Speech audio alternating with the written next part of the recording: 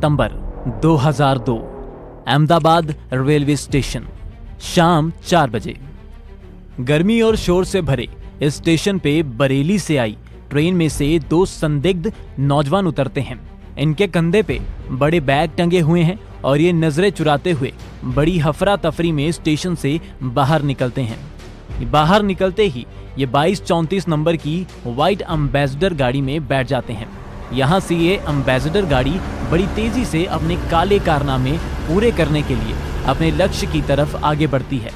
दरअसल ये दोनों नौजवान लश्कर-ए-तायबा के आतंकवादी हैं और आज ये ऐसा अटैक करने वाले हैं जिसके झटके की लहरें सीधा दिल्ली जाके रुकेंगी।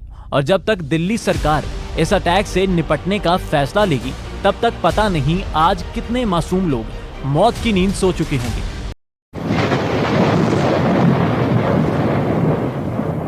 24 सितंबर 2002 का दिन था जब दो पाकिस्तानी आतंकवादियों ने भारत के गुजरात के गांधीनगर में स्थित अक्षरधाम मंदिर परिसर पर हमला किया। इस कायराना हमले में 33 लोग मारे गए और 80 से अधिक लोग घायल हो गए। भारत के एनएसजी यानी राष्ट्रीय सुरक्षा गार्ड ने पाकिस्तानी आतंकियों को मौत की नींद सुलाने का फैसला अपने हाथों में लिया और अगले दिन घेराबंदी समाप्त कर दी, जिससे आतंकवादियों की मौत हो गई। बाद में गुजरात पुलिस ने 6 लोगों को गिरफ्तार किया, लेकिन 2014 में सुप्रीम कोर्ट ने उन्हें बरी कर दिया। हेलो फ्रेंड्स, मैं हूं जम्मू का पहला डोगरा एजुकेटर गर्व महाजन और स्वागत है आप सभी का आपके अपने YouTube चैनल कंबाइन एजुकेशन पर। आज के इस एपिसोड में हम बात करने वाले हैं भारत में हुए सबसे घातक हमलों में से एक, गुजरात के अक्षरधाम मंदिर का हमला। आज की इस वीडियो में हम जानेंगे किस तरह से आतंकवादियों ने हमला किया, भारतीय सुरक्षा बलों ने किस तरह से पाकिस्तानी आतंकवादियों को मार गिराया और क्या परिणाम रहा इस हमले का। तो चलिए करते हैं वीडियो को स्टार्ट।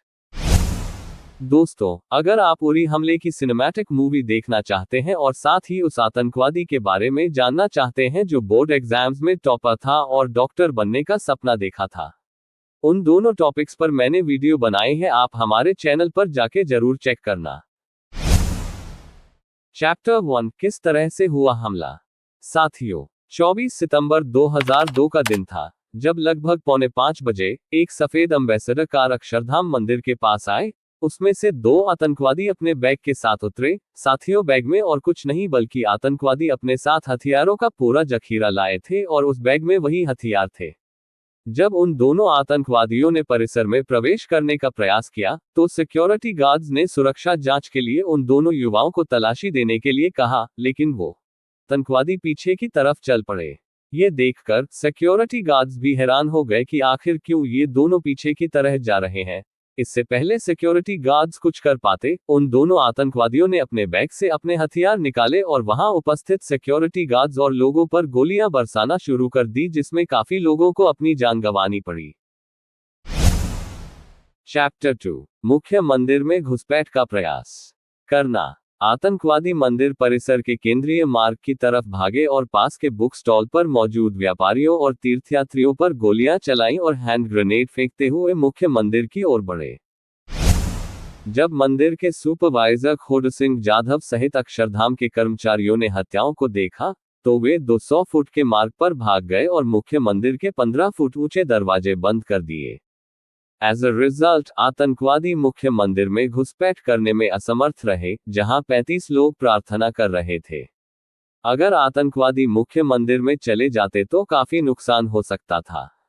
हमला शुरू होने के 3 मिनट बाद यानी शाम 4:48 बजे अक्षरधाम मंदिर परिसर में विश्वविहारी स्वामी ने उस समय के गुजरात के मुख्यमंत्री नरेंद्र मोदी के कार्यालय को कॉल किया और उन्हें हमले के बारे में सूचित किया। कुछ ही मिनटों के भीतर गांधीनगर के जिला पुलिस प्रमुख आरबी ब्रह्मभट्ट को घटनास्थल पर भेजा गया और राज्य कमांडो बल को भी मंदिर परिसर में पहुंचने का निर्देश दिया गया। इस बीच परिसर के बाहर स्थानीय व्यक्ति भी देशहित में अपनी सेवा देने के लिए सेवा में जुट गए। नरेंद्र मोदी जी ने उस समय के देश के उप प्रधानमंत्री लालकृष्ण आडवाणी जी को फोन करके हमले के बारे में बताया और एनएसजी यानी राष्ट्रीय सुरक्षा गार्ड को घटनास्थल पर भेजने का आग्रह किया। वहीं दूसरी तरह मुख्य स्मारक में घुसपैठ करने में असमर्थ दोनों आतंकवादी ऑडिटोरियम हॉल की तरफ चले गए। ऑडिटोरियम हॉल 2 में लगभग 80 लोग मौजूद थे। उन लोगों ने जैसे ही पैरों की आवाज सुनी तो वो समझ गए कि आतंकवादी इसी तरह आ रहे हैं।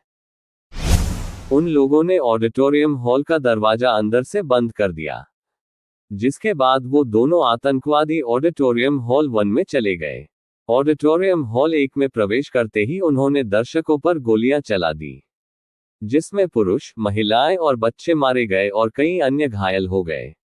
शाम 5:15 बजे तक गुजरात के मुख्यमंत्री नरेंद्र मोदी ने दिल्ली में उप प्रधानमंत्री लालकृष्ण आडवाणी को फोन किया और राष्ट्रीय सुरक्षा गार्ड एनएसजी के लिए कहा, जिसे आमतौर पर ब्लैक कैट कमांडो के रूप में जाना जाता है। आतंकवादी प्रदर्शनी हॉल 1 को छोड़कर बाहर निकल गए और मंदिर के किसी अन्य कमरे में जाके छुप गए, जहां पर काफी लोग थे। चैप्टर 3 आतंकवादियों का पीछा करना और उन्हें मार गिराना। हमले के 10-15 मिनट के भीतर ही पुलिस, सुरक्षा गार्ड और कमांडो परिसर में पहुंच गए थे। पुलिस और कमांडो ने तीर्थयात्रियों और आम लोगों को परिसर के चारों ओर से सुरक्षित स्थान पर पहुंचाया, जबकि सिक्योरिटी गार्ड्स ने घायल पीड़ितों को पास के अस्पतालों में पहुंचाने में मदद की। पुलिस और कमांडो ने 2 आतंकवादियों की तलाश की, जो छिपने के स्थान पर पीछे हटने पर ध्यान केंद्रित कर रहे थे। इस अस्थायी ठहराव के दौरान पुलिस और कमांडो ने ऑडिटोरियम हॉल 1 में शेष 100 लोगों को परिसर के बाहर एक सुरक्षित स्थान पर पहुंचाया।